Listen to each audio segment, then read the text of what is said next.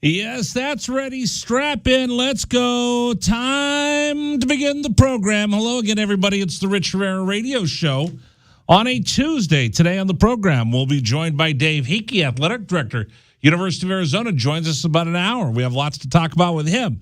We're going to talk a lot of NBA action today. We'll talk a little bit about yesterday's program, and I've got more stuff to give away on this Tuesday. So thanks for joining us, everybody. I'm Rich Herrera, along with my partner in crime, Dragon Ball. Dragon Ball, good afternoon. How are you? Good afternoon. Doing well.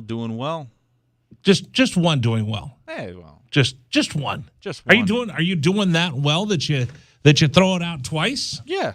All right. I'm doing pretty well, so you're doing well. I'm just doing well.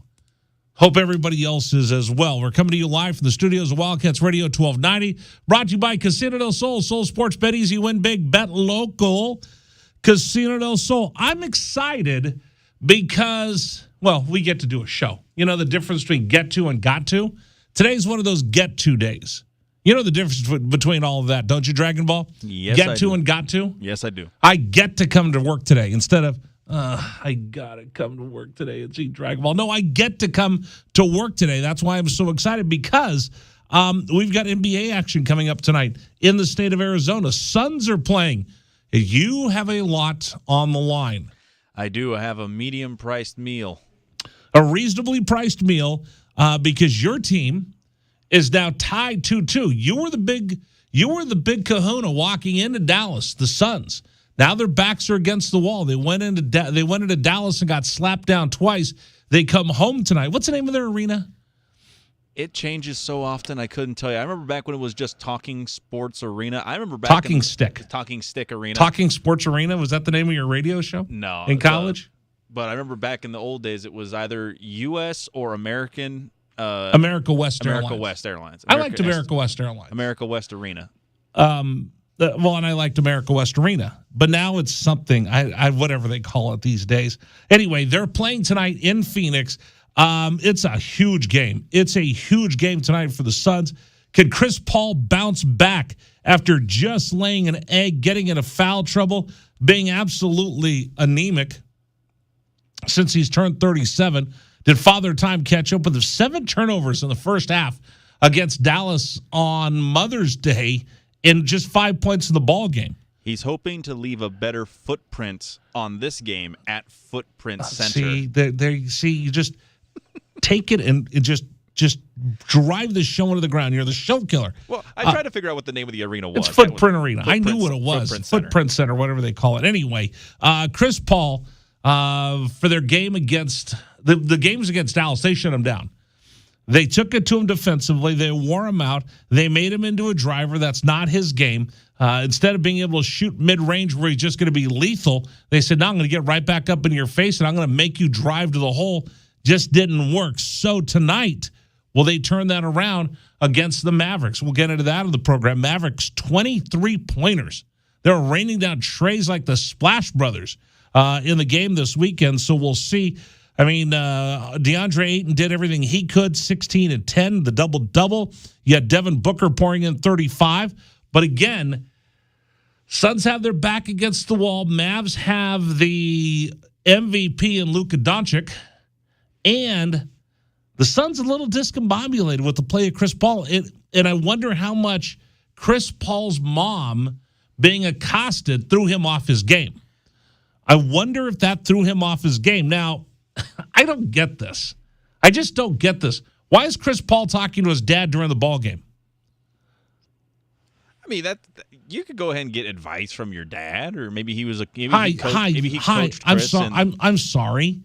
This isn't CYA basketball. This isn't AAU basketball. AYS. No, that's soccer.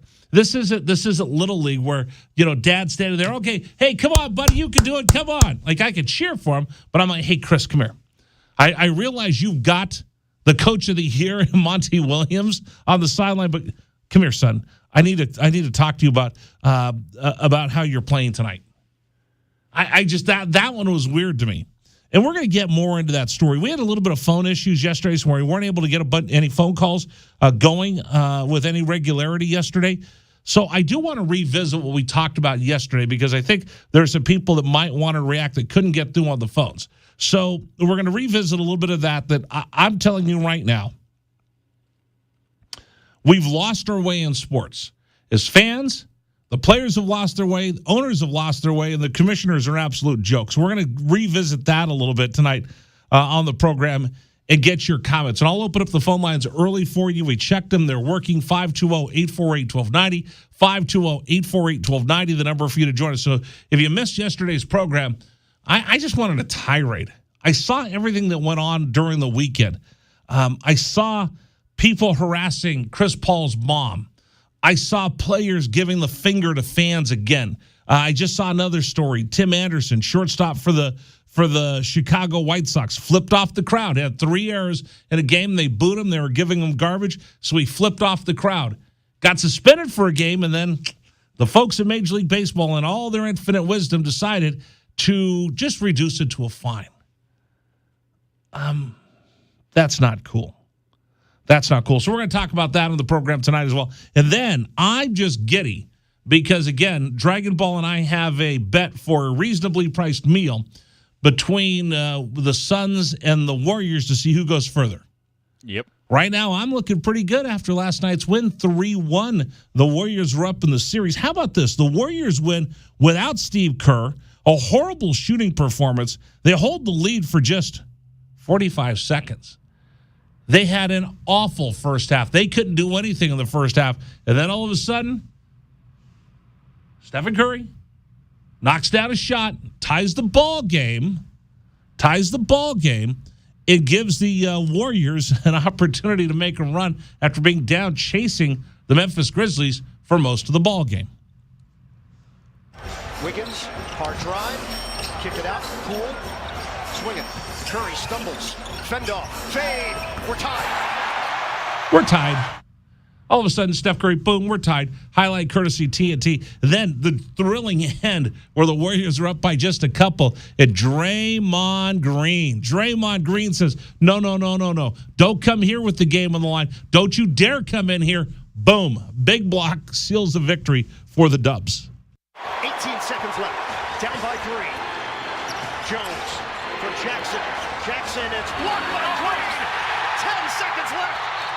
Jackson forced a foul. Curry.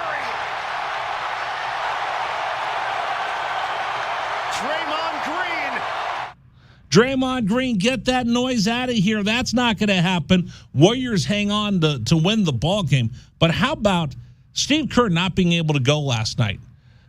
He came down. He called Mike Brown, his assistant coach, former Cavs coach. He's been with Kerr for a while, and he says, "Hey, listen, I'm not feeling very well, so I'm going to go get a COVID test." It pops positive. So Kerr calls him and says, "Hey, I know that you've got a new job and you'll be leaving us at the end of the season, but it's 2-2 and I need you to take over for me tonight."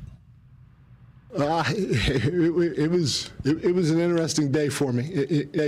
You know, obviously everybody knows what's going on, and so going through that process while still trying to get ready for the game, and then finding out not only that, I love Draymond, you know, and when he hurts, we all hurt, and so that was tough on me personally, and then to find out Steve was out too, and it was an up and down or emotional day for me too. But again, all of our guys, Kenny Atkinson, Bruce Frazier, Chris DeMarco, Jama, Becky, all of our coaches were fantastic. And I said this before when I took over for Steve. Andre Iguodala doesn't get enough credit. I mean, Andre, I know he's not playing, but just his voice, his presence, he's always saying the right thing. It uplifts all of us, and for me, it uplifted me. I told him, I told Draymond, I said, I need you guys tonight. I need you guys tonight. I'm going to lean on you guys. And those guys stayed steady the whole game. Andre on the bench, obviously, and Draymond on the floor, and we found a way. You can do that when you have Steph Curry and Clay and JP out on the floor. How about that? Andre Iguodala not even playing, getting some love last night after the ball game for what he did on the bench, helping out Mike Brown, trying to fill in for Steve Kerr in the ball game last night. So, again, the NBA playoffs have been really, really good. In Dragon Ball, on a scale of 1 to 10, I feel like an 8 right now, that I'm going to go further in the playoffs with my Golden State Warriors, which are heavily Arizona Wildcat influenced. Frazier, assistant coach. Steve Kerr, the head coach. Andre Iguodala. Tom Tolbert, one of their broadcasters. I feel pretty good about where we are as far as Warrior fans go. Tonight, your back is against the wall with the Suns. It's a little bit back against the wall, admittedly. I would say a lot against the wall. I would say right now, again, both teams, they always say it's not a playoff series till somebody loses at home, and so far no one's lost at home yet. If that trend continues in that series, the Suns will go ahead and advance at least in a Game 7. And, you don't want to go ahead and go to a Game 7, and you want to try to get done as early as you can. I mean, it's kind of like us. We want to go ahead and punch out as early as we can. Everyone does.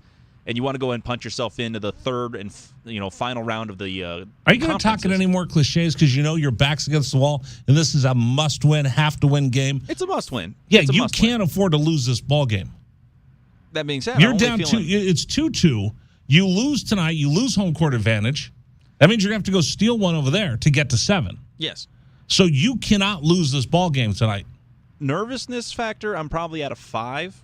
Confidence, I'm probably at an 8. Okay, we'll see. We'll talk some NBA hoops with you coming up here on the program as well. And like I said, yesterday we didn't get to a lot of telephone calls.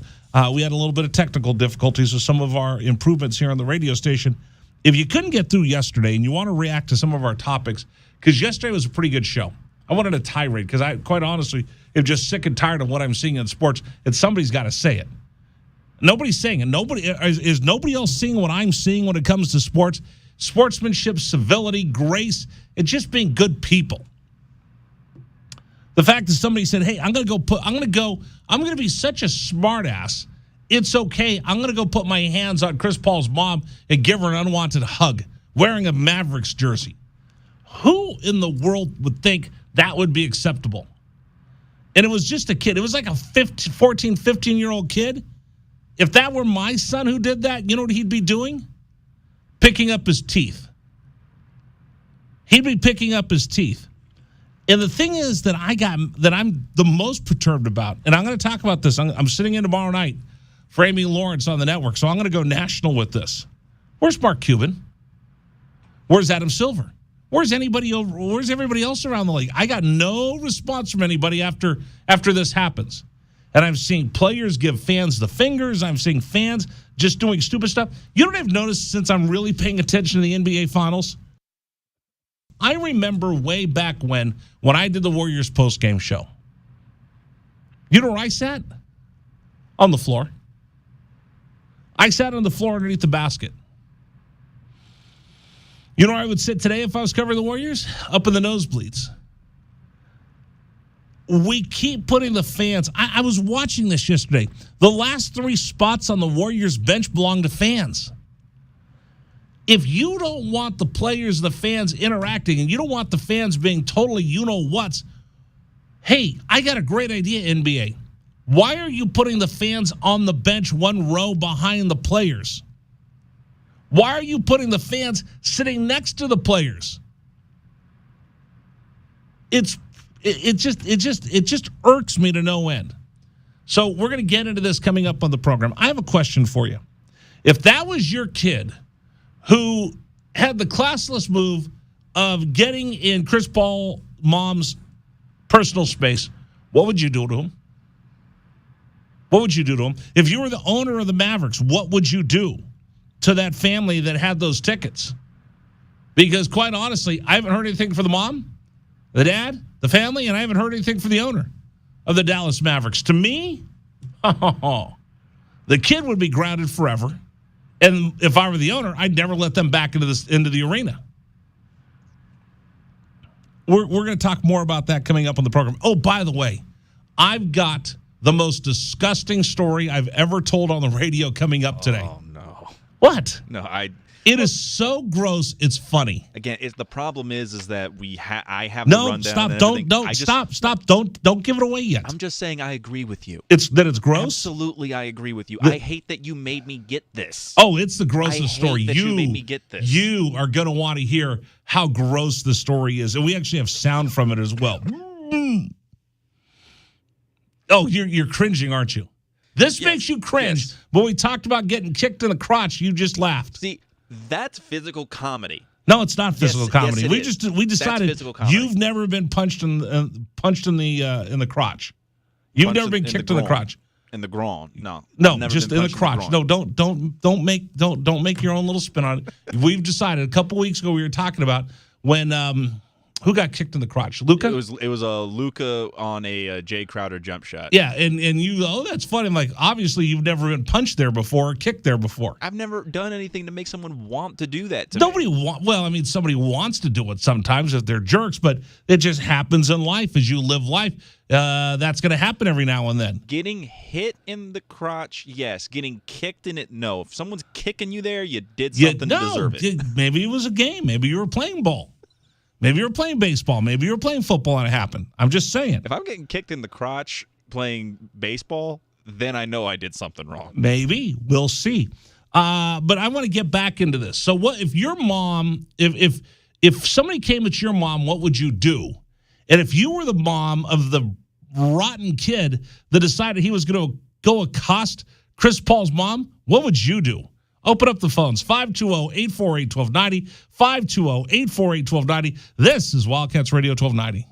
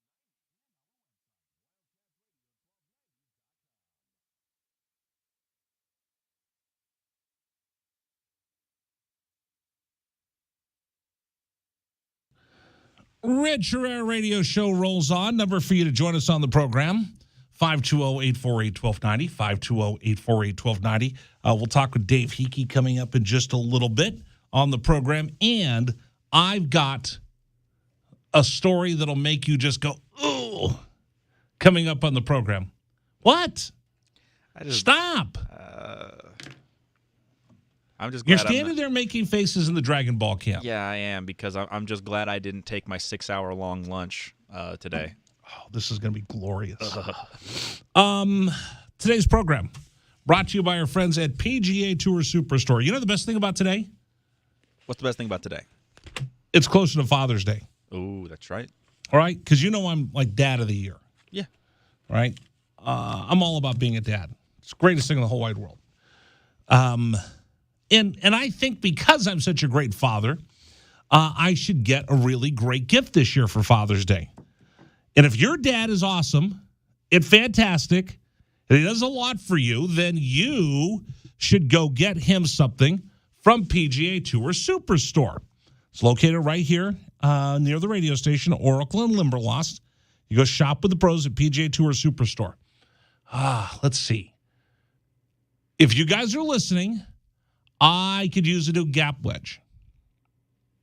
I could use some new golf shoes. I could always use a new golf shirt.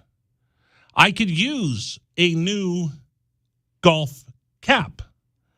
I could use new golf balls. Basically, they have everything that a golfer could ever want, including instruction from golf professionals, from PGA members, are there to help give you lessons. In fact, if I wanted to get a whole new set of clubs, they can custom fit them for me right there. Now, don't worry, I'm happy with mine, but I can always use a new rescue club and a gap wedge. I'm hoping if I say this long enough, the family will write this down. Anything I could possibly want. Drivers from Bing, Callaway, TaylorMade, Cobra, they're all right there at PGA Tour Superstore. Golf balls from Titleist Pro V1s, TaylorMade, Callaway, Bridgestone, Wilson. They even have the noodles that I'll play with. Clothing from Black Clover, Travis Matthew, Nike, Under Armour, Puma. They even have Barstool sports gear for you. So if you're thinking about Father's Day, don't wait too long. Get in there right now. Oh, by the way, they also have that Theragun that I use, that little portable massager. Oh, that thing is money. And here's the best part.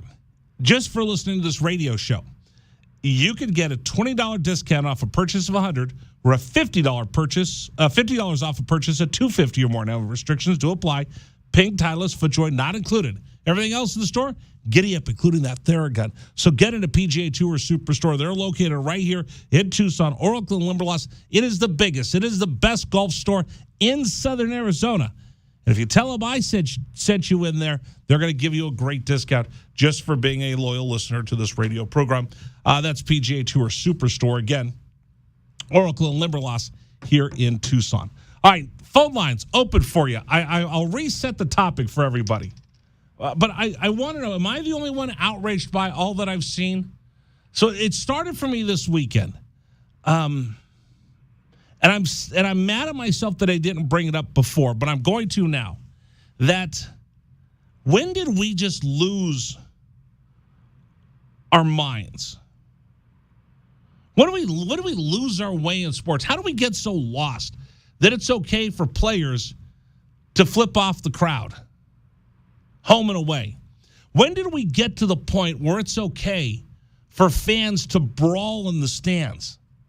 When do we get to the point where it's okay and it's accepted that I'm not going to go to a game wearing a certain color gear because I'm concerned I'm going to get beat up? What the hell is the world coming to? What is it? How have we lost our way? How have we become such a dumpster fire? When did this happen? What's the purpose of being sports fans if it's not to escape? See, we're sports fans because it's entertainment. Let me ask you this. Is it entertaining to go to a game and worry about whether a fight's going to break out next to you? I asked this to Dragon Ball yesterday. He's a silly Steelers fan. Would you be comfortable going to a Cardinals game wearing Steelers gear?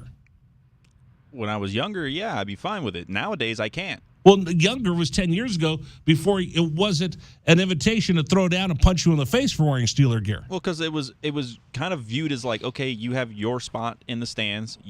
I have my spot. I'm going to get excited when my team's doing well. If that upsets you, then when your team does well, you can go ahead. I give it right back to you. You give it right back. So last night I'm watching the game, and they're interviewing Steph Curry, and he's popping off about being a Kings fan. Oh, by the way, breaking news, John Morant out for the rest of the playoffs. It just got reported. Yeah, they're listing him as doubtful for the rest of the playoffs. Yeah. The likelihood is that means that he's probably not going to be playing. So I'm watching this last night. There's two Grizzly fans in San Francisco holding up their shirt, mugging for the camera. They were just having fun. Kind of annoying sitting behind, just getting on TV, but they're okay.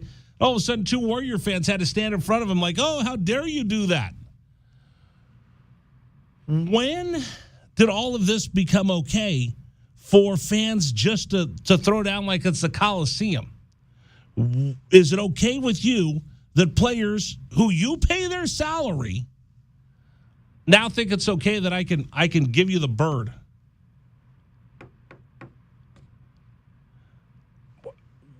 Where am I? What bizarro world am I in? Am I in the what is it? The multiverse of madness? Multiverse of madness. Am I in the multiverse of madness where it's okay for you to give the finger and flip off the crowd? When did that become acceptable? Have you seen one owner that stepped up and said to Draymond Green? Who else did it? It was Kyrie. Kyrie did it. Tim Anderson of the White Sox just did it. It goes, I'm proud of you. Hey, wait for insulting my wait to insult my customers. That's okay. When did you hear a owner say, hey, listen, so proud of my guys, so proud of my homeboys, so proud of my season ticket holders. Somebody came in here, paid money to watch our game, and you guys beat the crud out of them here. I mean, it's a little bit more PG friendly, but also let's not forget the Mets last year where they were thumbs downing the fans at home games and stuff like that. So because I know this morning when I went to go get something to drink, I was so excited as a customer when the kid handed me my soda and then told me where I could go. Oh, gonna make me go back there again. Am I just living in madness right now? 520-848-1290, 520-848-1290. Let me get Alfonso line one. Welcome. Bear down, I almost said CBS Sports Radio. You're on Wildcats Radio 1290. Hello. Hey, Rich. How's it going? Bear down. I hope everything's going well with you. I'm having a good day. How about you? Good. Thank you for asking. Good. Hey, I just want to add to what you're saying is, I'm a soccer coach, and what I know for a fact is that there's such a shortage of referees, and the reason why is they get scared away. In fact, most of the referees, this is for like soccer, even for older kids, are like from 15 to 17-year-olds, and then there's a big gap for like over 40. And then I believe in this station a while back ago, I even heard ads that don't scare the referees away. And the reason I bring that up is because I think it's something in our society that's going on now that everyone's just so offended. I mean, so many games that parents have to be thrown out. I've seen it over and over again. So it's even local. Well, let me ask you this: would you volunteer to go out there and referee? No. In fact, I have a girl that's like 17, and she's been offered like $100 a day just to referee. That's easy. I said no because hey, as a father, if somebody says something to they're gonna have to back it up. And that's something I don't want her to do. Years ago, yes. I mean, if you go to a Little League game, I encourage anyone in your audience to see the ages of the referee. Are they certified? No, it's just like, hey, I'm just going to volunteer, and this is one and done. There's issues out there. So when my son was younger, I got involved in the Little League because my wife told me either get involved or shut up and stop complaining. So I got involved, and they made me the umpire in chief. So I was in charge of all our umpires.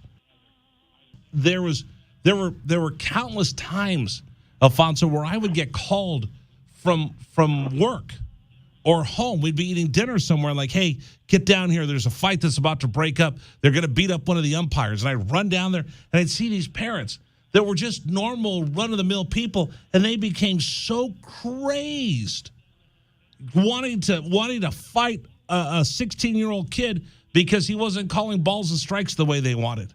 And I'd go over there and I'm like, what are you doing? And they're like, well, I'm like, seriously, you want to go beat up a 16-year-old kid?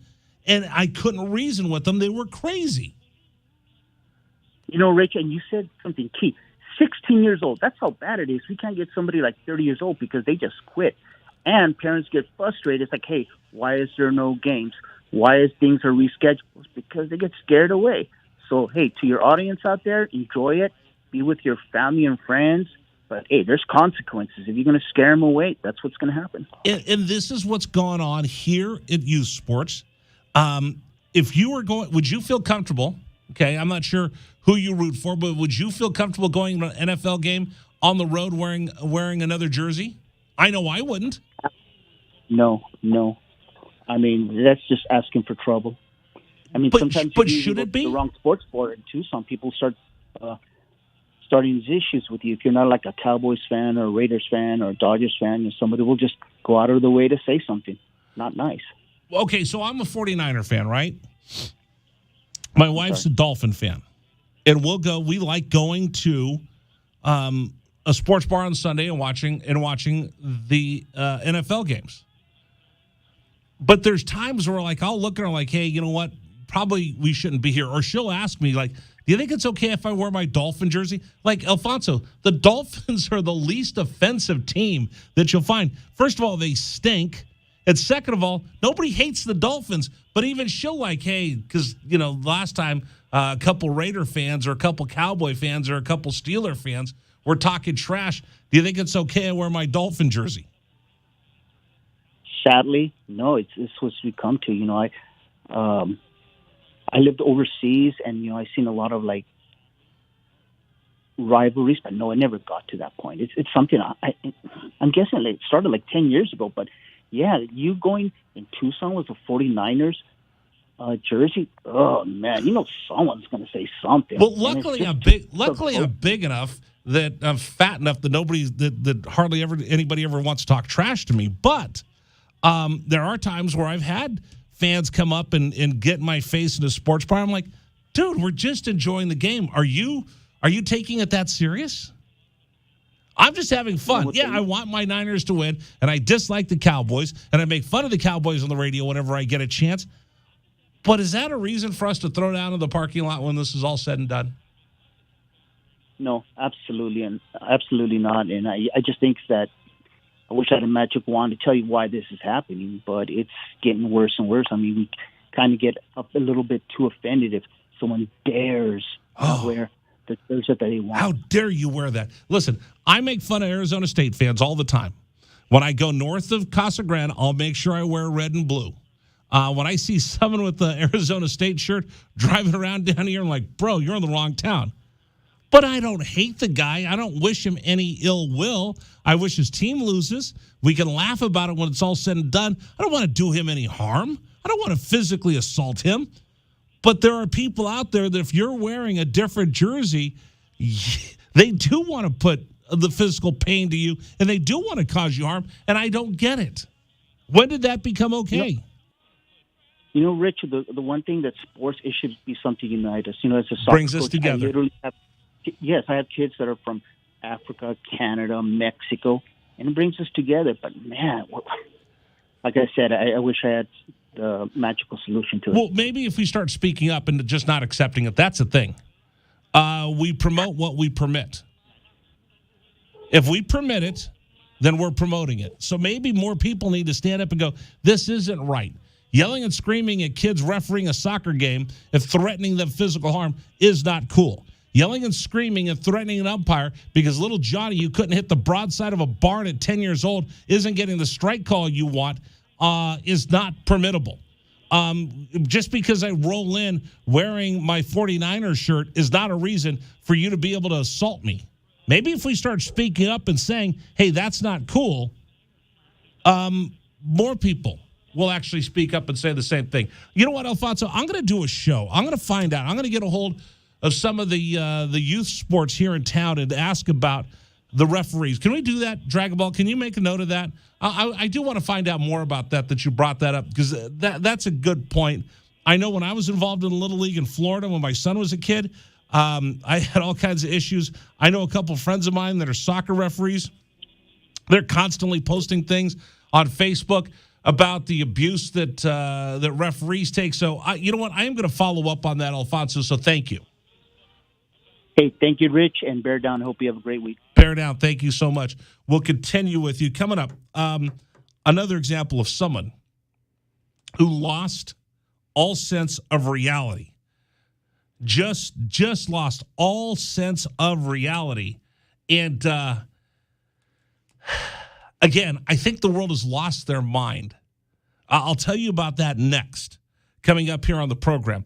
520-848-1290. 520-848-1290. React. Tell me that I'm wrong. I challenge somebody to tell me that I'm wrong, that we haven't lost track of reality, and the fact is everything's fine. And maybe I'm just old. Maybe I'm just a beta male. Maybe I don't know what I'm talking about when I tell you everybody's lost their mind and everybody's so offended and so quick to throw down.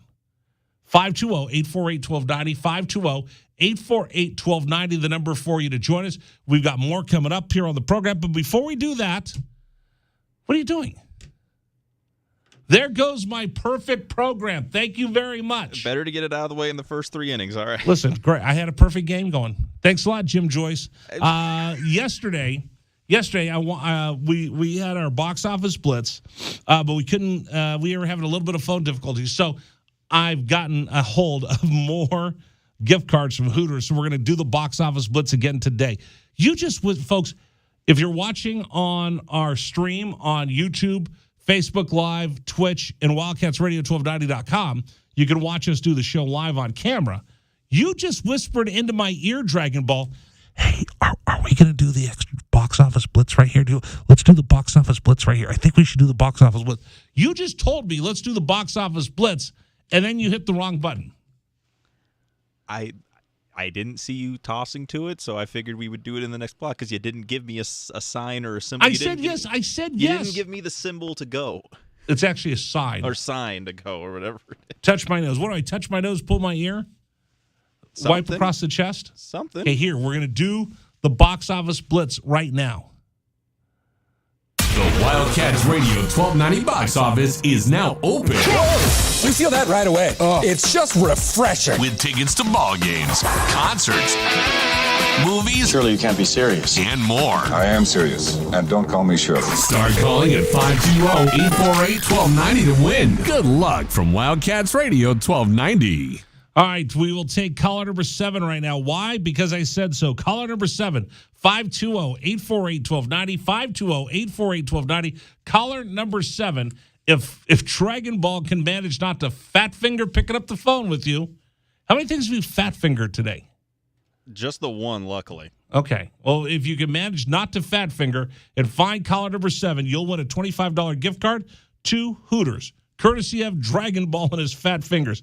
All right. Somebody lost their mind a couple weeks ago, and they poked the tiger.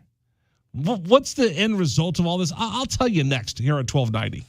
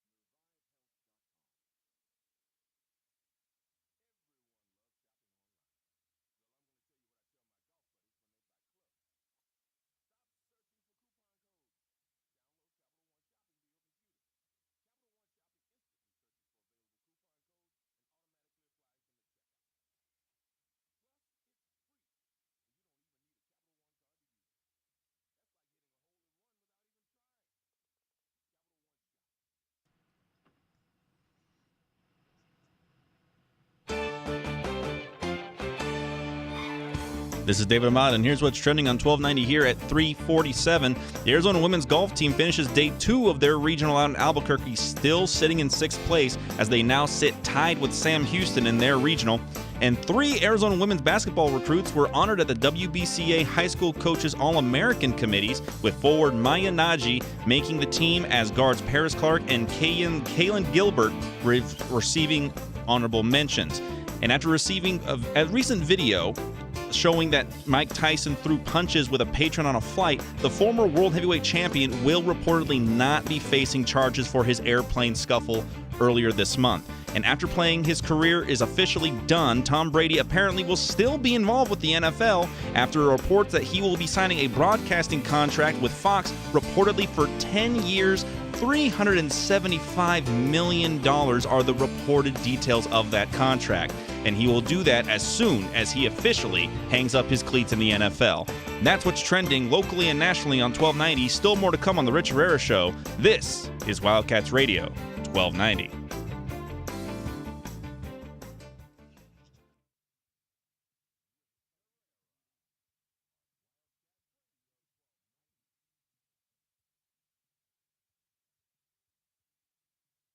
Okay, well, that segment's going to go to heck in a handbasket, everybody.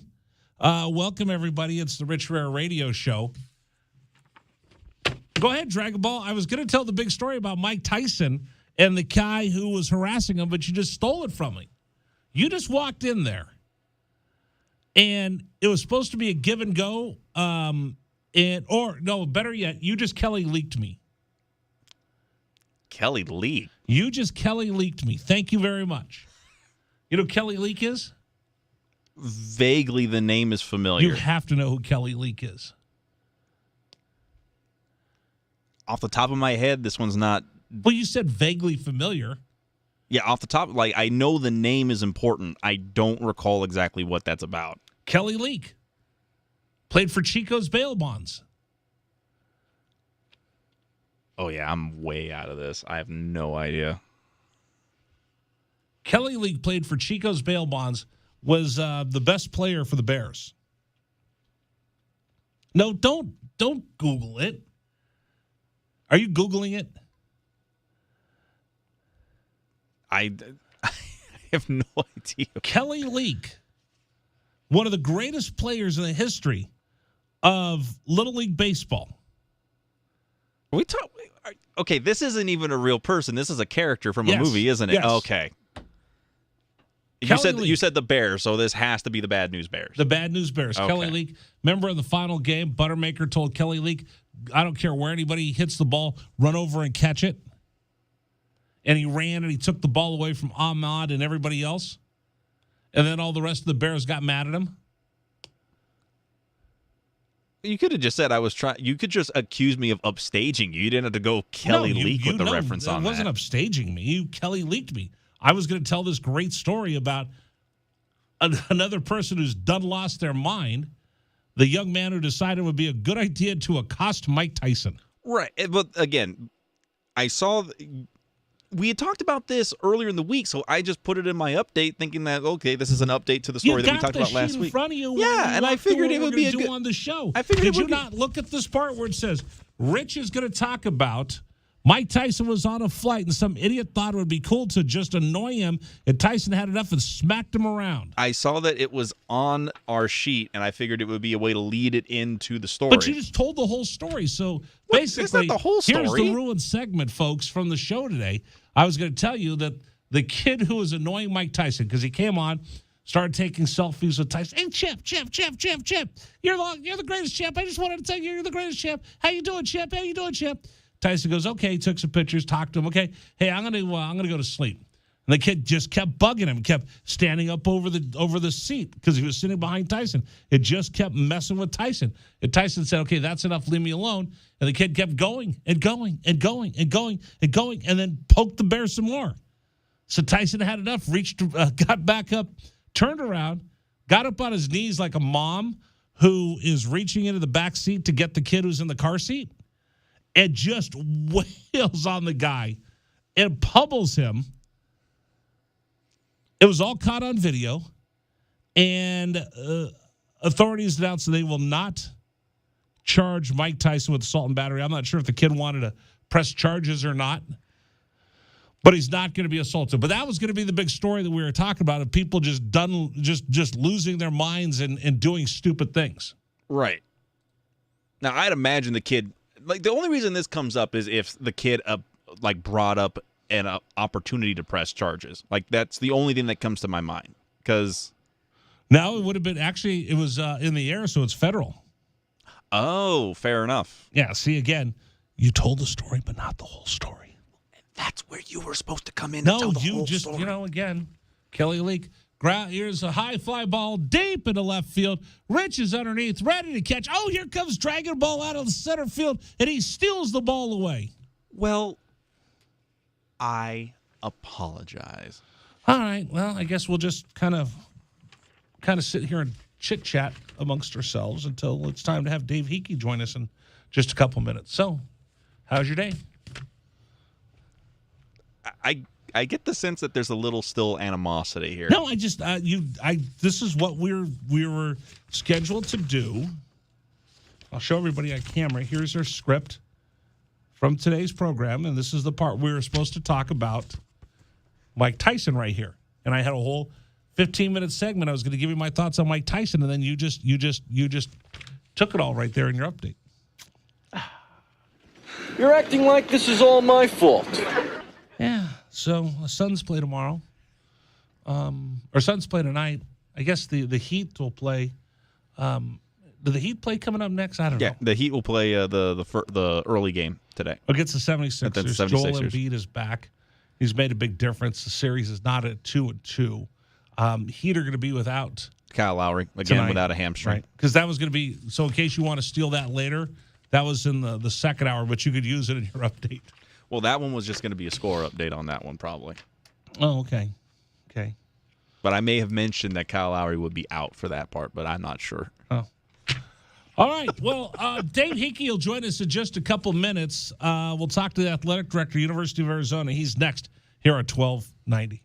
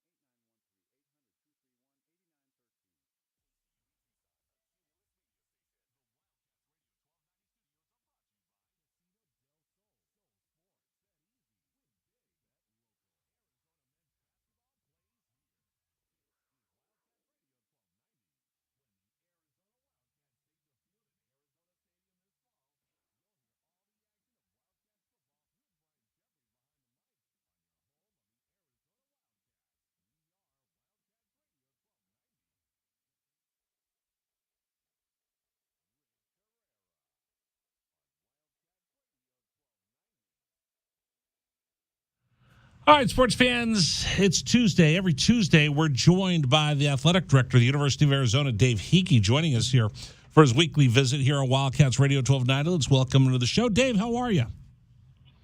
I'm good, Rich. How are you doing today? I'm good. You guys are busy this week. The culmination of some 17-year-olds, maybe 16-year-olds when they first started getting recruited by the University of Arizona, coming here as freshmen, not really knowing the lay of the land, trying to figure out who they were, and then before you know it, in the blink of an eye, their college careers are done and they're ready to graduate and go off to the world. And that's what's coming up very, very soon for the University of Arizona Athletic Department, the student-athlete graduation. What goes through your mind when you see these kids and you remember them coming in as wet behind the ears, not really knowing much and watching them mature before your very eyes? Well, it's obviously a really neat feeling to see the young people who come into our program and grow and mature and leave with a degree. That's the most important thing. It's the number one thing that we emphasize is the chance to come to Arizona and, really fulfill a lot of your dreams. And one of those is always to get a degree. And we're very proud of the nearly 100 student athletes that will graduate this week, and just very exciting. I mean, and to think about what these young people have gone through.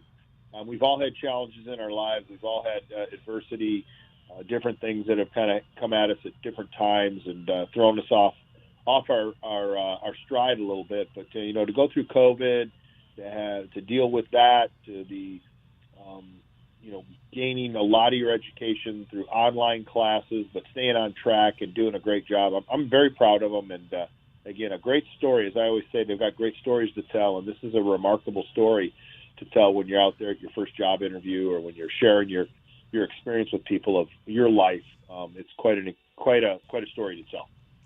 Dave Hickey joining us here on Wildcats Radio 1290. I know every university says, hey, we want to graduate our kids. We want them to come here, get a degree, go back out into the world and be leaders somewhere. But at the University of Arizona, I've been around a bunch of different schools, Dave, and I'm not just saying this because I'm talking to you. You guys take it a little bit further than that, trying to make sure that we get kids that come here, they perform, they get a chance to compete, but they get a chance to graduate. How do you, as the athletic director, make sure you emphasize and make it a priority that, hey, listen, winning Pac-12 championships are important, but so are kids going to school and graduating and getting their classes done?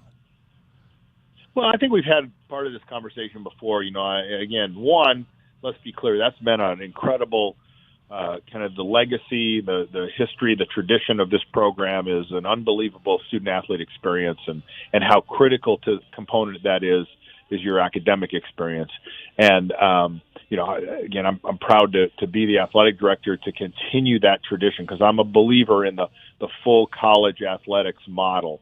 And that's anchored to higher education, to getting a degree.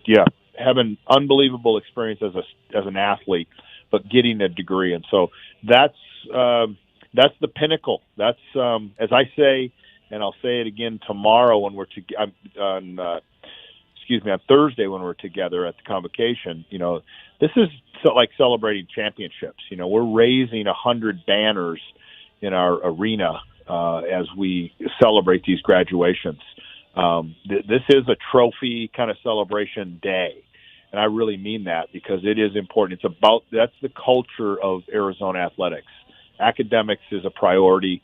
Again, I credit our coaches for bringing in the right kind of people who take their academic work seriously, who come with the idea and the goal in mind that they will get a degree and they'll be better off for that when they leave here. Can you share anything? Do you ever have conversations or get feedback from parents or family members of what it's like for their kids to go through? And moms and dads are always so proud, but do you ever get any that pull you aside and go, Dave, I just want to share the story and how proud we are of our son or daughter for completing their degree? Well, I think that is a really neat experience when a mother or father or a guardian or a grandparent comes up and talks about how meaningful the experience was for their child, their grandchild, the student, that being at Arizona and being part of this program, being coached by the kind of coaches we have, being supported by a great academic unit, being, supported by an outstanding strength and conditioning staff, everyone who's so focused on the success of our student athletes. And when it comes together and they have that powerful experience and parents go, hey, thanks, they're not always perfect. I always say at the beginning when I have the chance to meet with our new parents and talk about, you really are in a up and down. You're kind of always climbing the mountain trying to get to the championship level or do your very best, and we're only up there a very short period of time. We spend most of our time either climbing the mountain or kind of regrouping as we slide down the mountain a little bit so we can start climbing again. And there's lots of challenges. It's not easy at all. And so I'm often very, touched and happy and certainly very just so thankful for the staff that we have here in this department that really is student first, student centered, and does so much so that our student athletes can have a great experience and ultimately graduate, and that their parents, again, they 4 or 5 years ago entrusted their care and their experience to us, said, hey, we want our son or daughter to come to the University of Arizona because we think it's the best place for them. That's a powerful responsibility. We need to live up to that every day. And, again, we've got the kind of staff that does that day in and day out. Student-athlete graduation is coming up on Thursday at 9 a.m. It'll be at McHale Center. It's also going to be streamed live on ArizonaWildcats.com. So if you can't make it and you want to kind of take a peek at some of these great student-athletes that we've seen compete for the University of Arizona, you'll be able to do that as well. One of the things that I always like to bring up at this time of year is something that I think is pretty phenomenal, and that's the Cats Forever program. And I know we've talked about it before, but I can't talk about it enough because I've talked to a number of student-athletes that came here, they competed, they played their sports, they exhausted their eligibility, and because being a student athlete is so difficult, or maybe they decided I'm going to go out into the world and try my skills to the next level, sometimes they don't have enough hours to complete their degree. But in Tucson, you have a program called Cats Forever that allows those student athletes to come back and get their degree, whether it's a year, 2, or maybe even more, to come back to finish off that degree and graduate. We don't talk about that enough, Dave, and maybe if you could give us a little background in how this program works. Well, I think it's kind of one of the misnomers out there in college athletics that student athletes that don't graduate never have a chance to graduate, and that's not true. And it's not like this at every university, and we're really proud that we've made a commitment to do this. We will help any student athlete that left here and did not complete their degree, all of their credits toward their degree, that we'll help them. We'll support them financially to complete that degree. And that's our obligation to them for coming here and doing it, and staying in good academic standing. And for whatever the reason was that they left and tried something, again, like you said, in their sport possibly, or doing something different, when they come back and say, hey, I want to get that degree, then we'll be there to support them. And I'll tell you, many of our staff inside the academic unit, the Jenny Clements Academic Center, make a real effort to stay in touch with our former student athletes that have not graduated, and really talk to them about how they can get those classes done, how long it would take, putting a plan in front of them so that they can finish their degree. And really, again, commend the staff for doing that and making it a priority. And we want everybody who's been here to graduate, have that degree, have an University of Arizona degree from a world-class university. Former players that have gone through this before, Ernie Durazo, who works with us here at Cumulus Media, came on and he told me about the story, brought me to tears, talking about how important it was for him to get his degree after he got done playing baseball. He went off to go play minor league baseball, and then had to hustle, and sometimes he's sleeping in his car so he could complete that degree. This year, Herman Harris is going to follow through and get that degree. I mean, when you have somebody who played that many years ago and they come back and they're able to get that degree, That, I think, is something that we should celebrate because that's a bargain that, hey, come here, play for us, and we promise we're going to do our very, very best. You put in the effort, you'll get a degree when you leave Tucson. That's right. I mean, again, we're committed to stand right beside those former student athletes and help them get their degree. Put the resources out there.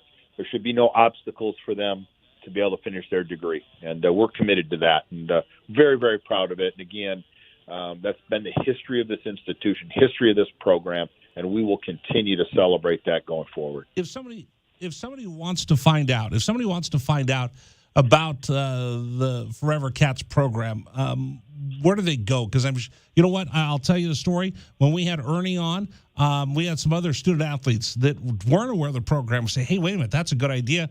We're able to put them in touch with the folks, and they're back there right now working on their degree. Yeah, I think so many of our student athletes have great relationships with the staff, who many of them have been here for numerous years.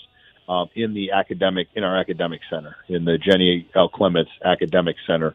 And that's the place to start, to go back to those people that you remember on the teams that you were on, those academic advisors, the leads in our academic area, and they are the touch point. And they can get you connected, explain the resources that are available financially to pay for the rest of your education, and also get you on that plan. What will it take?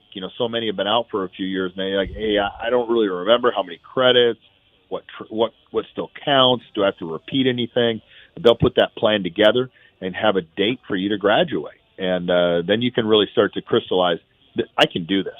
I can get this done. And you don't have to move back to Tucson.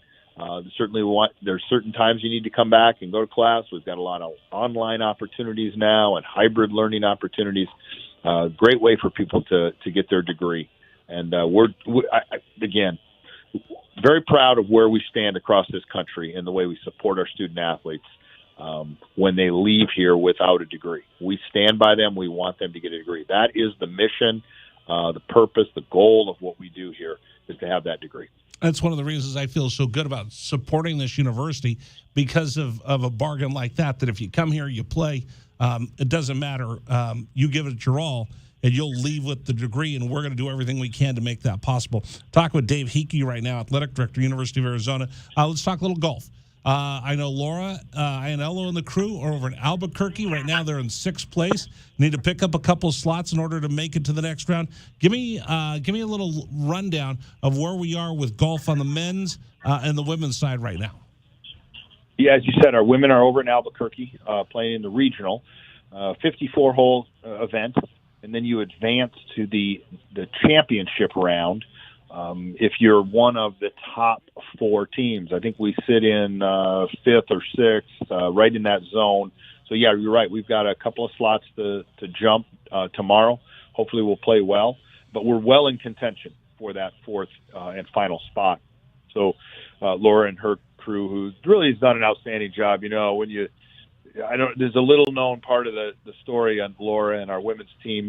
We basically lost 2 first-round draft choices to the professional ranks, to the women's professional ranks that were on our team. And when you lose 2 first-round draft choices, that impacts your ability. And I thought that the young women on our team have done a great job, and Laura has done a terrific job coaching this team this year and putting them in a position to be successful and to make it back to the regionals, the NCAA regionals, and be in contention to go on to the championship round. So, and then our men will jump on board, and they'll start, in the next, they start this weekend for their regional, and looking forward, they're down in Texas, a course that we know well and have played, Texas A&M's home course. So the Traditions course. So we'll have a good shot there, and I think we've got a great group of young men who will, again, similar format, that we've got to place high enough to move on to the national championship round.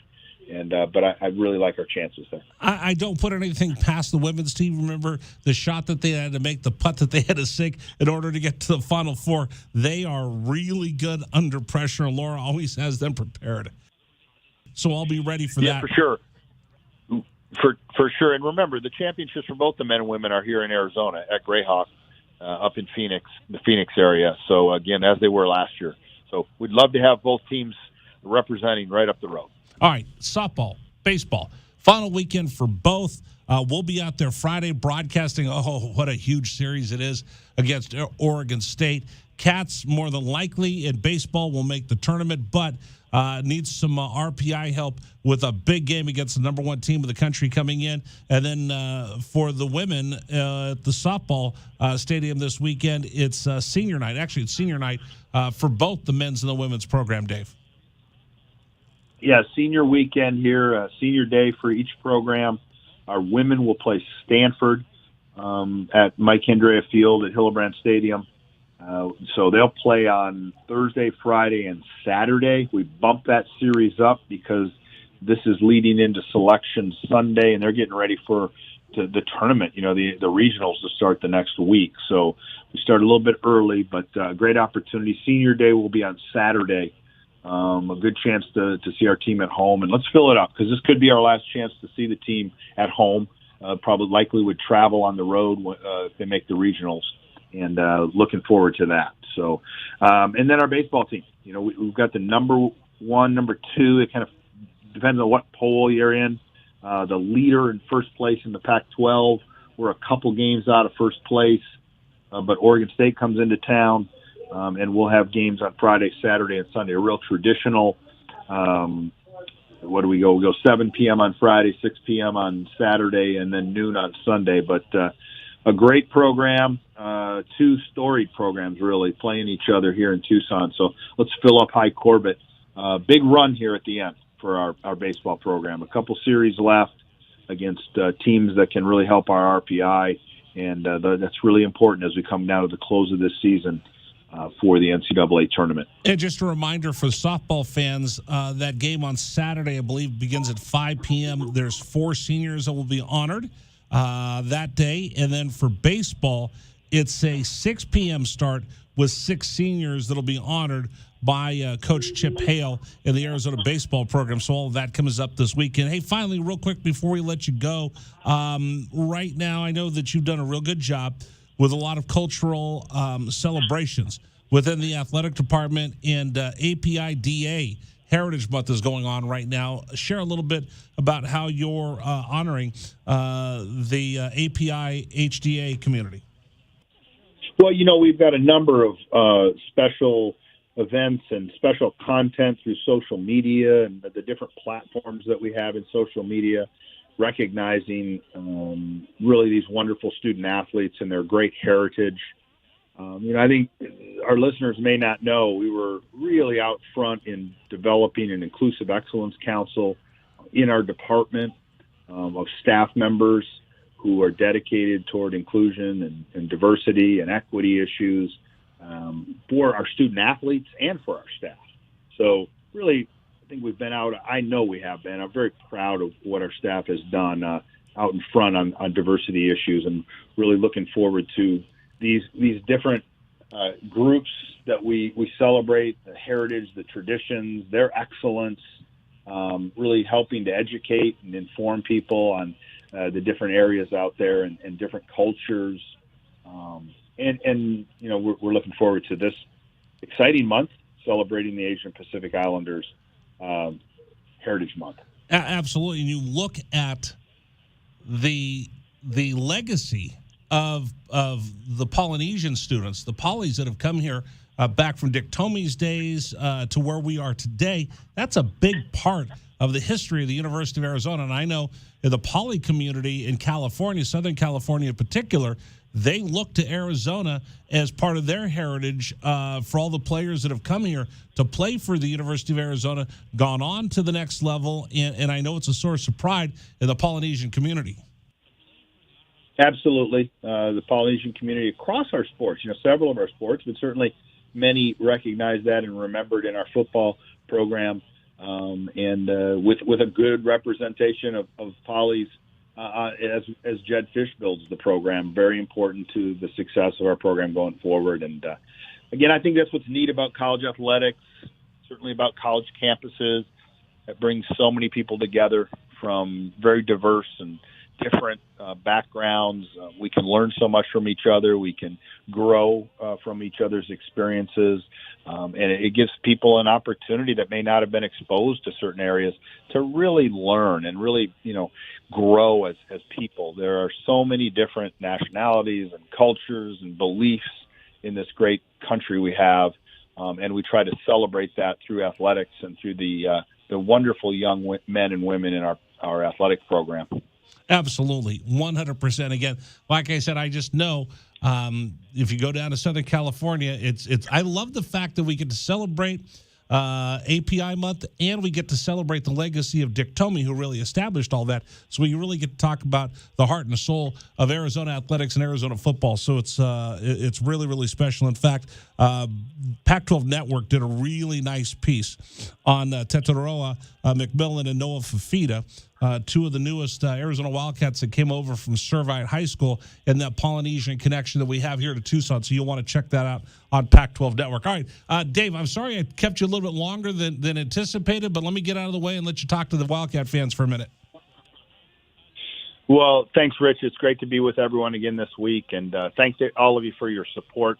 Let's get out there and fill up Hillebrand Stadium and fill up High Corbett and cheer our student athletes on here as we close things out. And it's been a great run this year, and lots of things to happen yet as we go forward. And again, on graduation week, really proud of all of our student athletes and the great things they do and their commitment to academics, athletics, and really becoming life champions while they're here at the University of Arizona. So thanks, everybody. Bear down. Go Cats. Thank you so much, Dave. I'll catch up with you next week.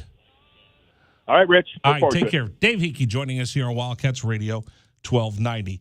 Don't forget, today's program brought to you by Topo Chico Hard Seltzer. By the way, we are going to give away a $25 gift card at the end of the week, courtesy of Topo Chico Hard Seltzer, now available throughout Tucson as we get into the 100-degree weather. Oh, it's a perfect way to quench your thirst. Topo Chico Hard Seltzer, now available throughout the Southern Arizona and Tucson. All right, coming up, Box Office Blitz will give you an opportunity to win a gift card to Hooters. All that coming up here on 1290.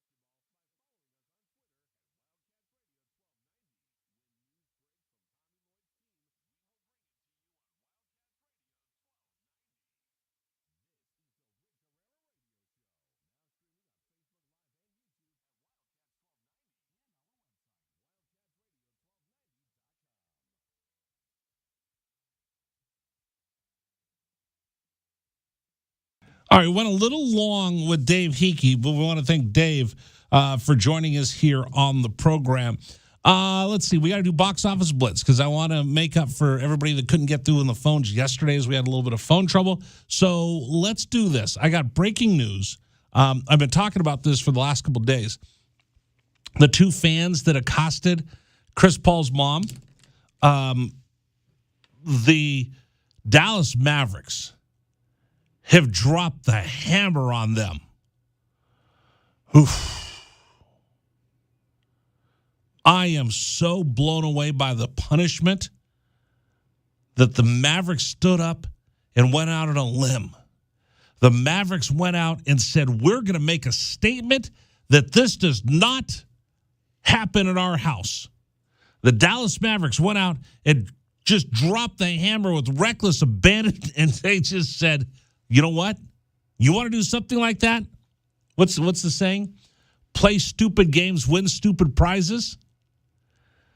The Dallas Mavericks, I'm so proud of them for making this monumental punishment being handed down by these ticket holders that spent a bunch of money to go to a game. The Dallas Mavericks have announced an unheard of, unprecedented punishment for the two fans that were harassing Chris Paul's mom by trying to give her an unwanted hug. Dragon Ball, it chills me to say and share with you the severity of the punishment. What are we looking at? They've been banned from American Airlines Arena for the rest of this year. Could you imagine? They won't be allowed to go to another Mavericks game for the rest of 2022. They won't be able to go to a game till next year. The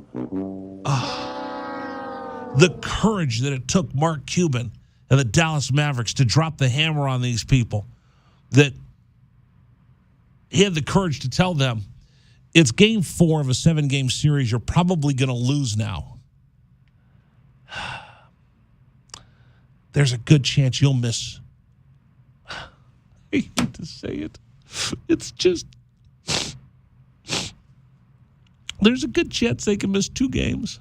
They won't be able to see 2 games in American Airlines Arena before the season's over.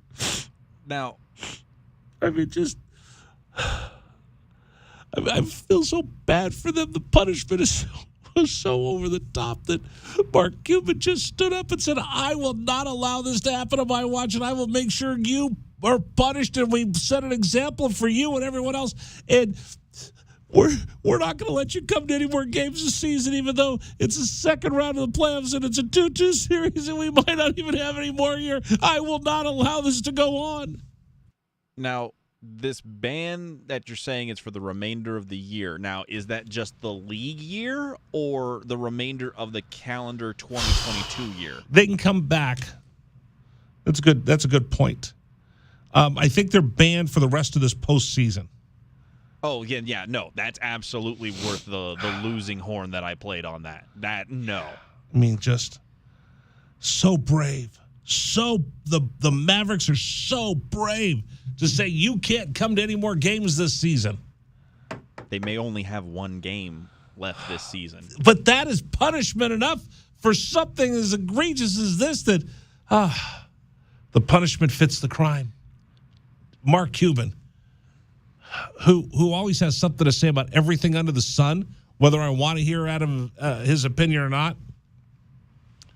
The fact that you are that brave to make a stand makes my heart explode. Could you imagine being Mark Cuban and having to decide what the punishment should be? I don't know, Mark, should we ban him forever? Should we kick him out? Should we tell him? Should we mock them publicly? Should we fine them? Should we kick them out of the arena forever? Place them in the stocks outside American Airlines Arena. Shame. Should we sew a scarlet letter onto their Mavericks jersey? No, Mark came up with the fitting punishment. You can't go to the next game. Oh, the humanity, the humanity. This goes back to what I've been saying for the last 2 shows. We've lost our mind. We just accepted this. Mark Cuban has just told you it's okay to harass the opponent's fans. It's okay to harass Chris Paul's mom. Mark Cuban and the Dallas Mavericks just said, you have my blessing because we're only going to kick you out for the rest of this year. It's definitely a situation where the language of the punishment reads worse than what the actual punishment is. Because, again, like I asked, I mean, when they say that, they're banned for games the rest of this year, immediately your assumption would be for the remainder of the year of 2022. I don't even care if it's a year of 2022. They should never be allowed back in the arena. Well, but that's what I'm saying. Make a statement and tell people this is not cool. Yeah. So, Adam Silver, I call you out. Oh, you better believe I'm going to be on fire tomorrow on the network. When I do the national show, I'm calling everybody out. Right. Again, but what I mean is that, like, at least the remainder of the calendar year would have been like the bare minimum. No, that would have been a joke. That really, this is a joke. Oh no, this is asinine. Boy, way to go, Mark Cuban. Maybe I should tweet at Mark Cuban. Maybe he'll pay attention to that. Wow, Mark, you really went out on you really went out on a limb on that one. Well, you got a blue check mark. He'll have to go ahead and look at that. Oh, tomorrow. So tomorrow, I'm going to sit in for Amy Lawrence on Wednesday, Thursday, and I'll do the regular show on Friday on CBS Sports Radio that I host a lot of the time. Oh, we're on in Dallas tomorrow night. Oh, boy, you better tune in around 11 o'clock tomorrow night because I am going to go off on the Dallas Mavericks for this punishment that so brave, Mark Cuban, telling the world, this shall not happen in my arena. So brave, Mark Cuban. All right, box office blitz. Let's give away a Hooters gift card. Tucson, are you ready to win? The Wildcats Radio 1290 box office is now open. Hey guys, you ready to let the dogs out? With tickets to ball games, concerts, movies, and more. We have to get on. We have so much time and so little to do. Strike that. Reverse it. This way, please. Start calling at 520-848-1290 to win. Good luck from Wildcats Radio 1290. Oh, my God. Thank you. Hit it right now. We'll take caller number 5, 520-848-1290, 520-848-1290. You'll win a $25 gift card to Hooters. We'll take caller number 5 right now, 520-848-1290. Caller number 5, you win the box office blitz. All right, coming up, the grossest thing I have seen in a long time, and I heard, you are going to be disgusted by what we share with you next. It's coming up here on 1290.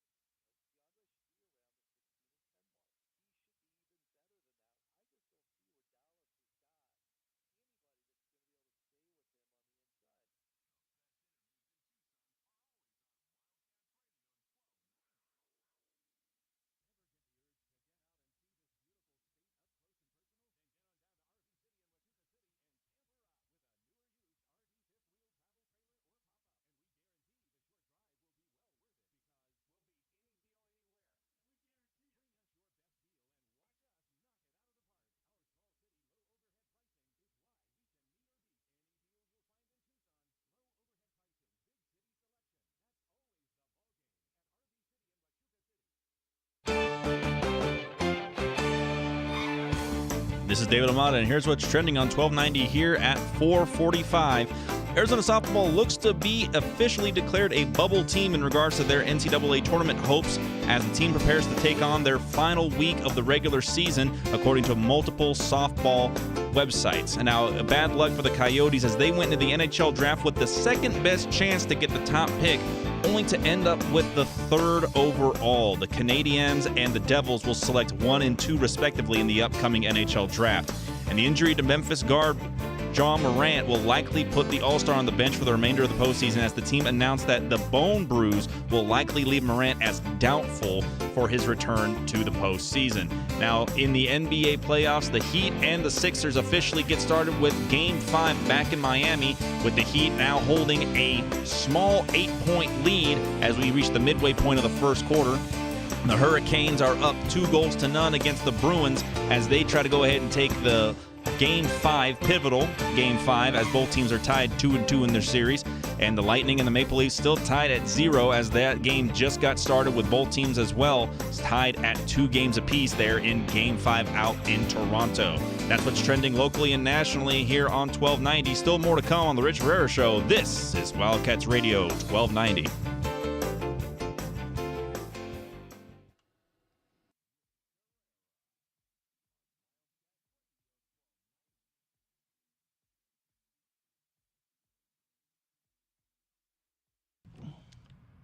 And now for the grossest story of the day. Stop it. You're like a little baby person over there.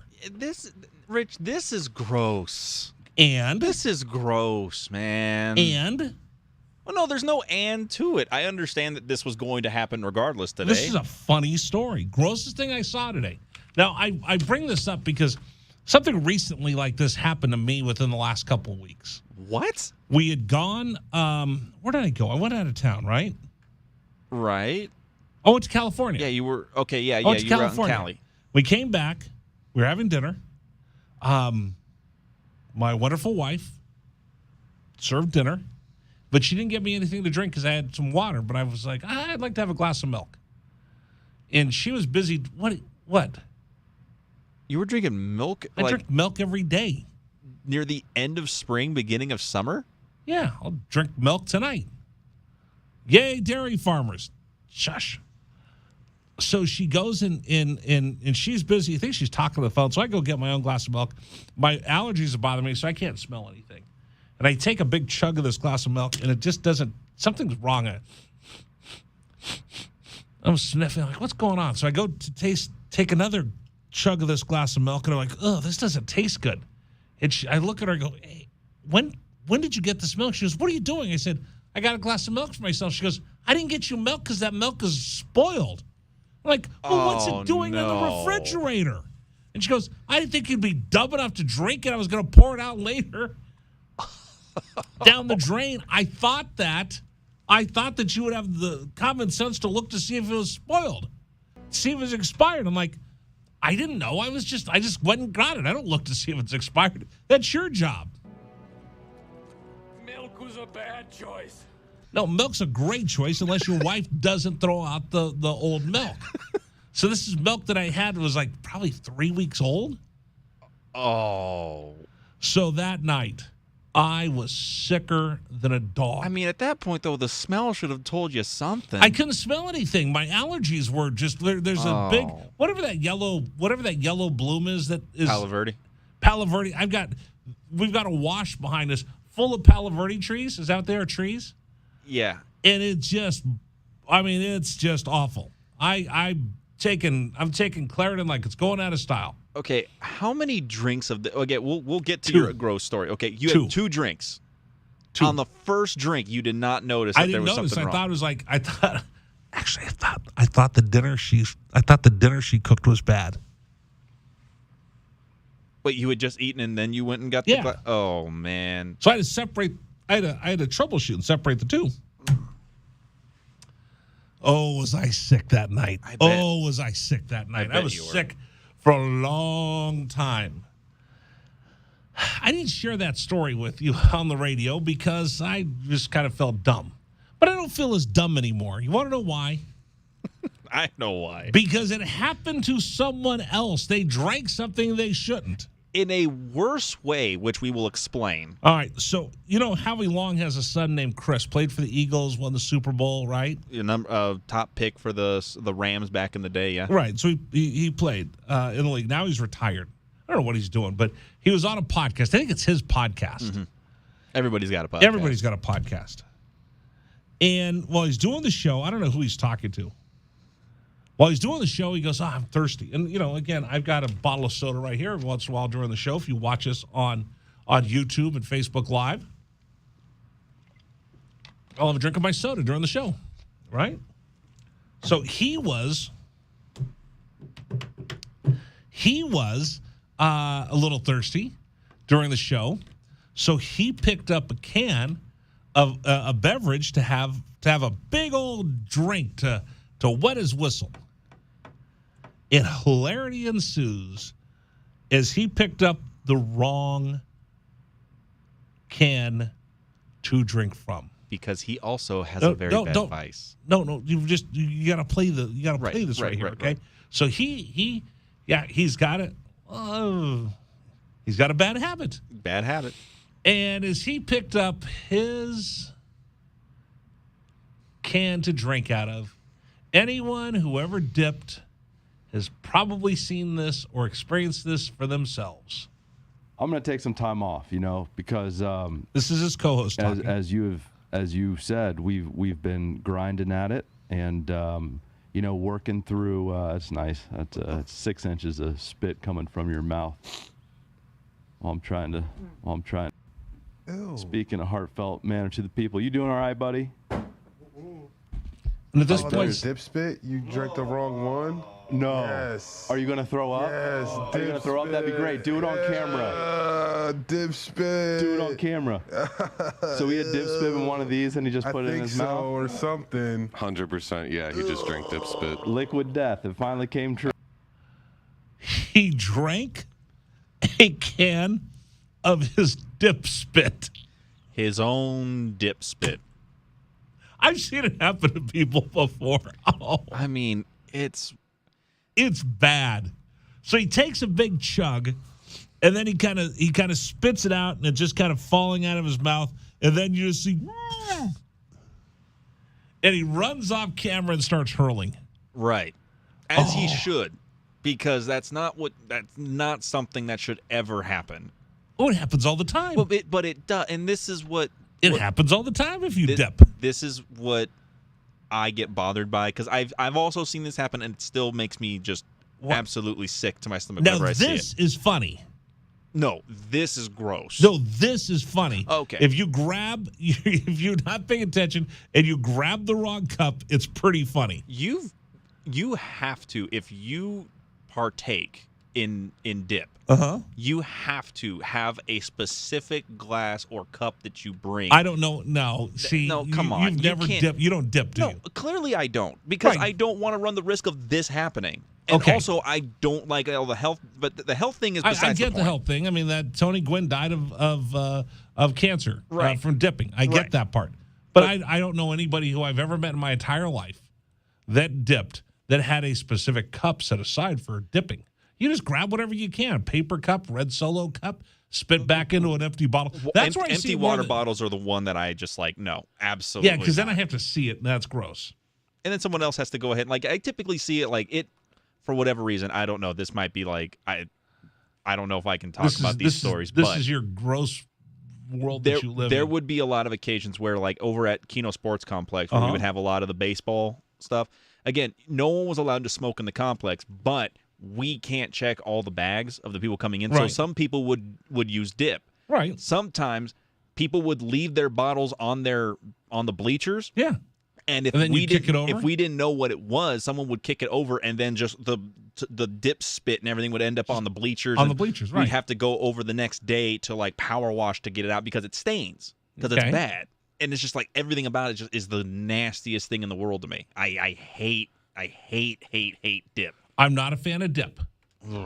But you'll see this, especially the ones that I would always see would be at parties or bars. Oh, where someone's dipping and they use an empty beer bottle to spit for their spit, and they've got an empty beer bottle that they're spitting in, and then a beer bottle next to it, and they grab the wrong one. See, now here's the thing, though. You were mentioning how using an empty water bottle is the worst one because you can see it. You can see it. I actually would rather somebody spit into a clear bottle. No. Just that way, there's no mistaking it for another. If you drink your own dip spit, you deserve it. No, but someone else does. Like, that's the thing, is that, like, you've seen sometimes where, like, someone will leave their, like, they'll take an empty beer can with no clear, it's just the label, and they'll spit into it, and someone will pick that up thinking that was theirs, and then it just causes a chain reaction of all kinds of problems. Hilarity follows. It's a domino effect, obviously. 100%. I would rather it be in a clear bottle than in a labeled bottle that no one can tell what's inside of it. Have you ever dipped before? No, I've never done anything related to tobacco. Or vape or anything like that. I've smoked cigars before, no cigarettes. I've tried to dip before. I just was. I would get like the little piece of tobacco on my lip, and it was just kind of gross because it's finely cut up if you put it in your front lip. I've tried loose leaf tobacco, like the one where you have that big. It looks like a chipmunk. Leaf, yeah. Yeah, I've done that before, but I always get sick and throw up every time I dip. I think the closest thing I ever got to it was, you know how they used to have I don't know if they do it anymore, but they had like the jerky sawdust that they would sell in like a can. Like I would take that. Pretended to dip. Well, I took that because I was interested in that. Like, what is this about? Not knowing that it was actually it was a tool used for like that's a gateway. Dippers. Yeah, that's a gateway right there. You know the story, Dusty Baker. If you ever see him, and we'll have to ask this to Francisco Romero. Dusty Baker chews on a toothpick during the games. And the reason he does was there's a mom who wrote him a letter, and Dusty used to dip during the game, and he would always spit. He'd always get that little piece on his lip, and he looked like a lizard trying to kick it off, and he'd spit. And a mom wrote a letter to him because her son was sitting there watching a game and spitting on the floor in the living room. She goes, "What the hell are you doing?" And he goes, "Well, Dusty does it." So he wrote a letter. She wrote a letter to Dusty. He read it and goes, "All right, I got to stop dipping." And that's why he has a toothpick in his mouth. There you go. All right, grossest thing you'll hear all day. Coming up on the program, we have one more opportunity for you to win on the Box Office Blitz. We'll give you the big story of the day, and we'll take your telephone calls. 520-848-1290, 520-848-1290, all coming up here on 1290.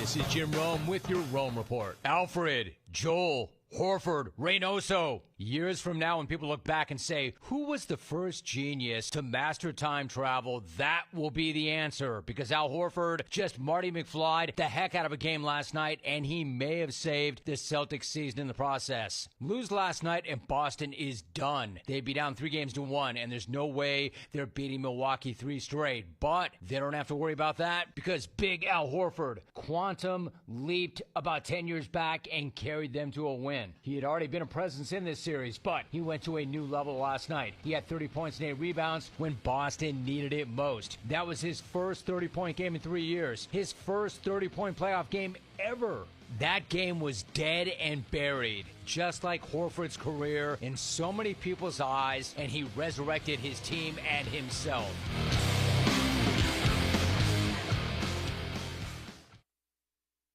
Dell Technologies wants to celebrate all your hard work with these Small Business Month specials. Get great value offers on powerful laptops, desktops, and servers with Windows 11 Pro starting at $499. Plus, top monitors and docks, all with easy financing options through Dell Financial Services. It is the perfect time to upgrade so you and your team can stay secure from anywhere at all. Call a Dell Technologies advisor at 877-ASK-DELL. That's 877-ASK-DELL to refresh your business tech with these Small Business Month specials. Dell recommends Windows 11 Pro for business.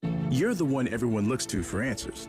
Come rain or shine, the job must get done, and you're the one who makes it happen. We get you, Jackie in Fresno, putting your employee safety first. And Manny in Chattanooga, whose local Grainger team knows him by name. We're here for you and all the ones who get it done, with 24/7 customer support and access to product specialists to help you find what you need. Call, click Grainger.com, or just stop by. Grainger, for the ones who get it done.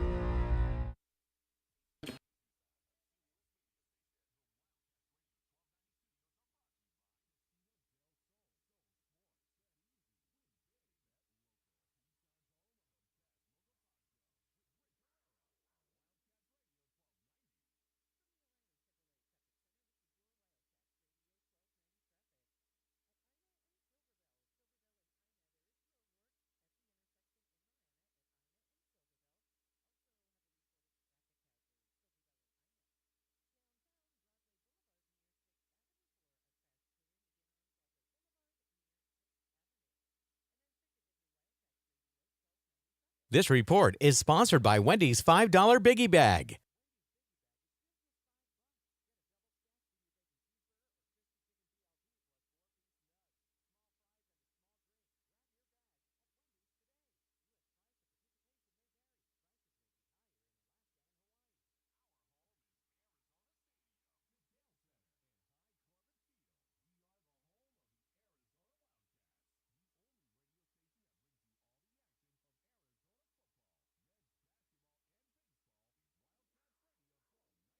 Vans Golf Shops, home of the 90-day, 100% satisfaction guarantee.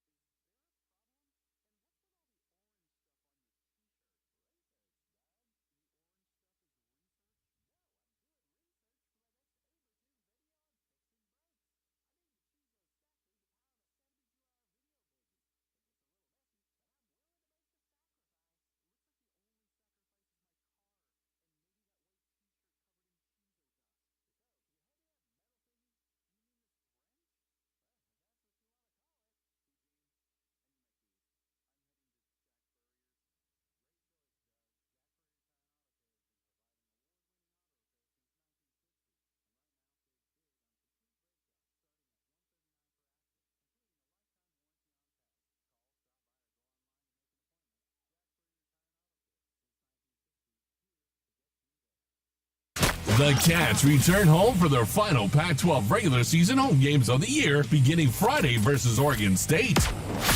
Game time is set for 7 p.m. at High Corbett with Brian Jeffries behind the mic on Wildcats Radio 1290.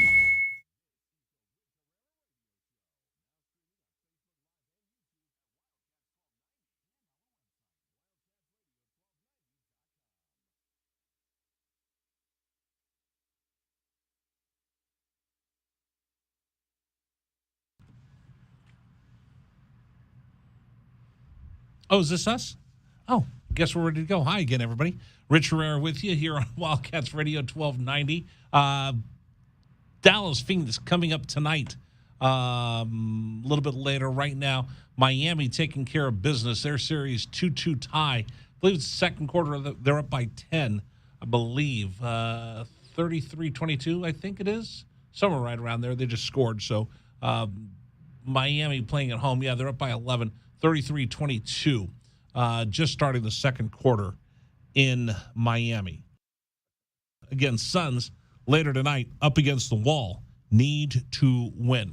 Today's program brought to you in part by Trajan Wealth. Trajan Wealth, 321-4100, 321-4100, or go to TrajanWealth.com, TRAJAN Wealth.com. Here's the deal. Do you realize this? Sports Illustrated once estimated 78% of NFL players are either bankrupt are under financial stress within 2 years of retirement. Why? Because they didn't find the right person to work with when it comes to their money. It doesn't matter how much money you make. It's how you hold on to that money. It's how you grow that money.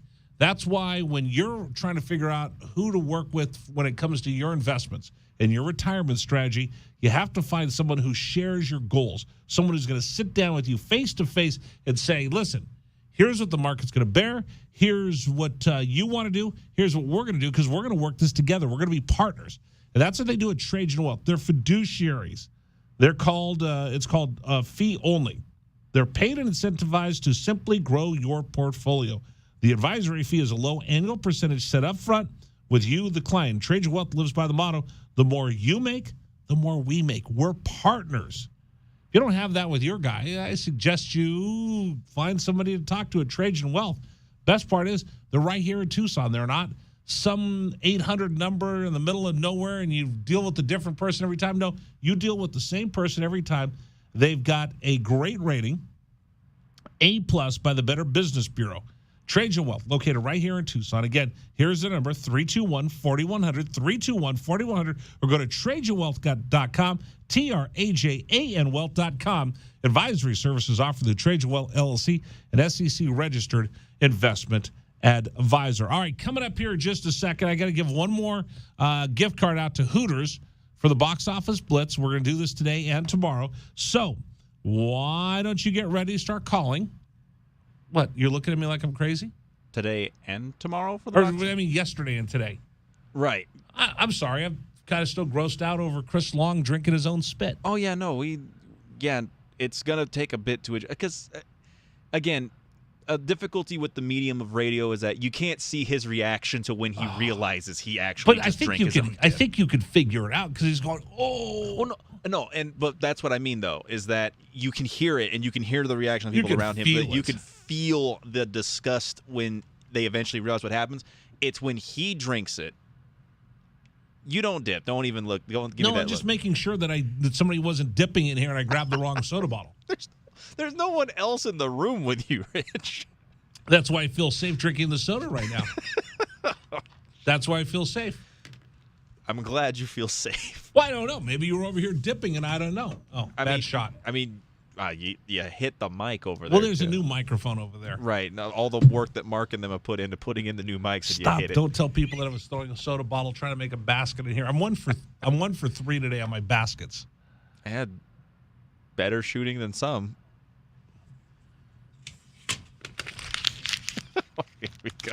Trying to get to that 50% mark here. Yeah, I can't not be at 50%. I mean, 33%. I mean, well, this is a blind shot. There's all kinds of things in my way. I mean, that's basically driving in the paint. Awful. That was awful. That's basically like trying to shoot over somebody in the paint. So, oh boy. So now my 1 for 4. 1 for 4. You're at 25%. But I can't even see where the basket is. All I'm doing is aiming for the. How do you think Muggsy Bogues felt his entire NBA career?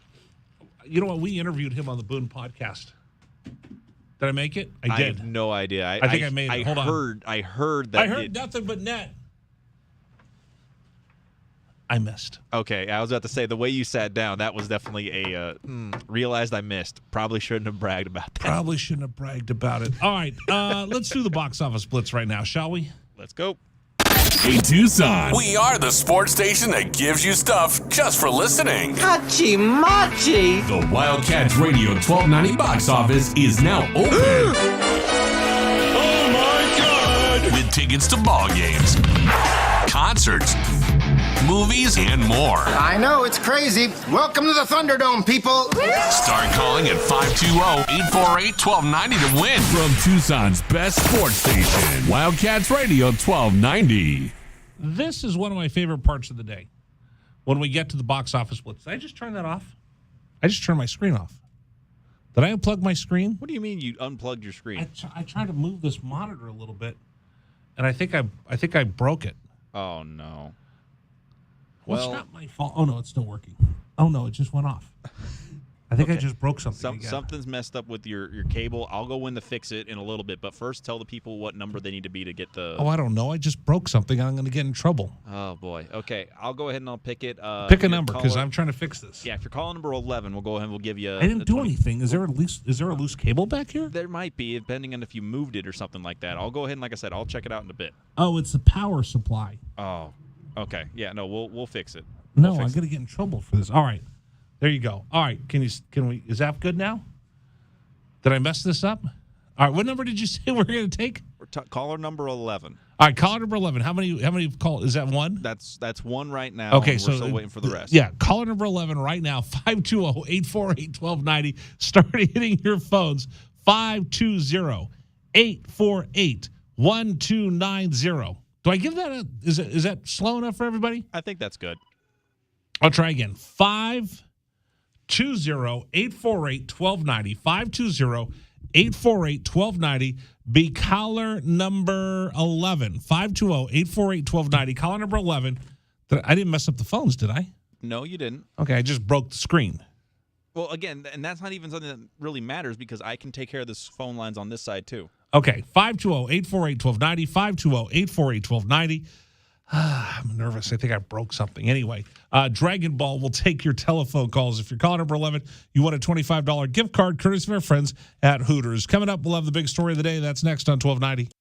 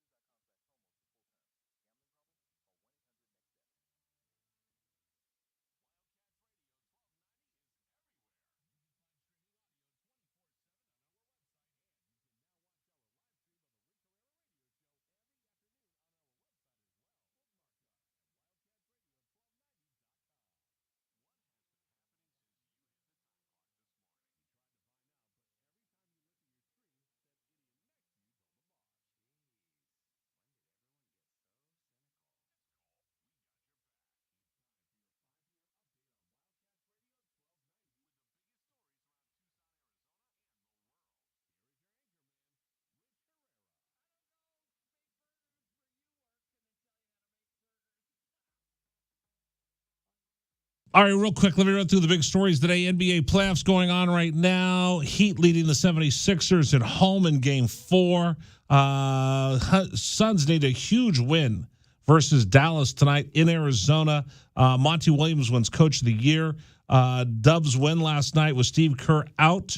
They only lead the game for 45 seconds, but they end up winning the ball game last night against Dallas. Tom Brady has a new gig. He's in waiting to be the next big voice at Fox for the NFL. And Mike Tyson not going to be charged for beating up some stupid kid who was harassing him. All right, so those are all the big stories today. I did that real quick because my friend Paul, who listens to our post-game show, I haven't talked to him in a while, and he's calling into the program, so I'm going to blow everything else off just to talk to Paul. Paul, how are you? Rich, Bear I'm down. doing great. How about yourself? Bear down, sir. How you doing? I'm good. I missed you. I'm glad you called. What's going on? I've just got to check in, and just so you know, yes, I'm glad you mentioned that you were going to be on tomorrow night, and you said tomorrow on Thursday, or is that tonight? And I'm going to do Wednesday, Thursday, Friday on the network. I will be sleeping with Rich tonight. How about that? There you go. So I love it. There you go. There you go. Mark that tape down right there, everybody. Hey, I got a question for you, and Dragon Ball thinks I'm nuts. I said, I remember I was really excited back when they did the Lowell Stevens edition, and then they said, hey, they had the live webcams for the stadium rebuild and whatnot up, and then they said they were going to be putting down the new turf. So I happened to be at work at that time, and I watched on. Of course, I should have been working, but I was doing watching the live webcam, and I thought it was the coolest thing as they laid the turf out for the stadium. Well, of course, they're replacing the turf coming up here soon, or maybe they have done it already. No, they're in the process. When's that happening? Do you know? Well, okay. So, are you asking about turf, or are you asking about grass? No, turf. Okay. I know they're going to replace the old turf with new turf. I guess they're just. That's why I wanted to make sure. That's why I want to make sure, because there was talk at one time about investigating whether they could put sod back in, real grass, but they've decided to go back with turf. I don't know, but I will send a message to Dave Hickey and ask when they're going to get that project going, and I'll ask if they'll have a webcam so people can watch. It's actually rather fascinating to watch how they cut it out. They put in the bottom layer of the ground up tennis shoes or rubber. Yep. Lay it down, comb it, and then sew it all together. It really is amazing. It really is, and I think it just. I'm. You know what? That just goes to show you that it's. What are we about? A little bit over 3 months, a little bit under 3 months, or whatever. 3 months until training camp. Oh yeah. No, wait, listen, I'm ready for Pac-12 Media Day. I don't know if they're going to do it in Vegas or Los Angeles. We went out there last year, and I can't wait for it to happen this year. That'd be a lot of fun. I can't wait. I can't wait, and I'm looking forward to. I will make it a point this year, sir. I'm going to try to meet you. I got to get over to your pregame stuff and do that. I usually come in on what they call the Cat Cruiser bus. Right. So anybody coming in from Phoenix, use the Cat Cruiser. It's such a great way to get to the games. I'd much 2 hours before. Yeah, I'd much rather take the bus down than have to drive myself. You leave the driving to somebody else. You can have an adult beverage on the bus and all that good stuff. So, hey, Rich, it's always good to talk to you. Hey, now, by the way, we started streaming the show. Yeah. So you can watch us on Facebook Live. And that's what I was doing today. YouTube, you can watch it, and we'll do this for football and basketball as well. Oh, that's wonderful. That's awesome. Hey, and by the way, thank you so much for talking about the Phoenix Suns. I know there's a lot of Suns fans down there in Tucson, and we are definitely. I'm kind of killing time before I'm kind of getting ready here for a little bit of dinner, and then sit down. And this is going to be a big game tonight. I tell you what, Phoenix is ready.